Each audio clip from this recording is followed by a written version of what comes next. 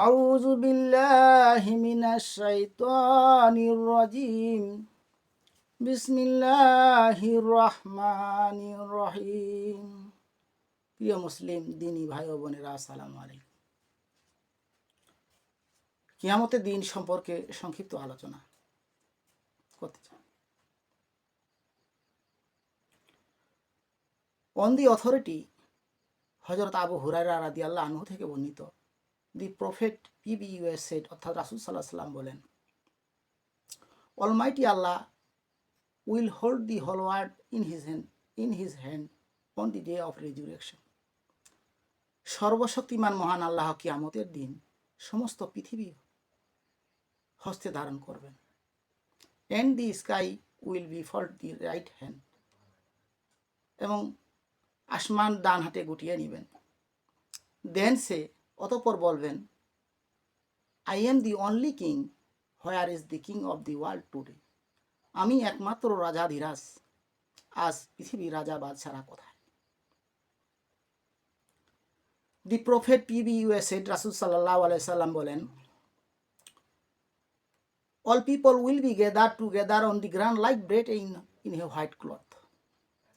সমস্ত মানুষকে সাদা ধবধবে রুটির ন্যায় জমিনে একত্রিত করা হবে। There will be no recognizable mark in the land. উক্ত জমিনে কোনো চিহ্ন থাকবে না, কোনো দেশের চিহ্ন থাকবে না। দি প্রফেট PBUS said, রাসূল সাল্লাল্লাহু আলাইহি সাল্লাম বলেন, surely you meet Allah, নিশ্চয়ই তোমরা আল্লাহর সাথে মিলিত হবে, with bare feet and naked circumcised, খালি পা, উলঙ্গ এবং খাতনাবিহীন অবস্থায়।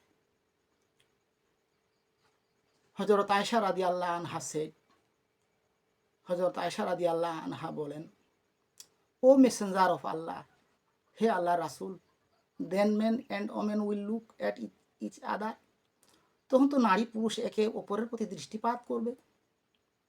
He said, রাসূল সাল্লাল্লাহু আলাইহি সাল্লাম বলেন,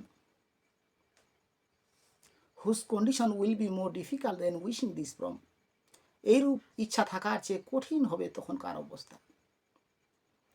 people will be drowned in sweat, সেদিন মানুষ ঘামে ডুবে যাবে। হেয়ার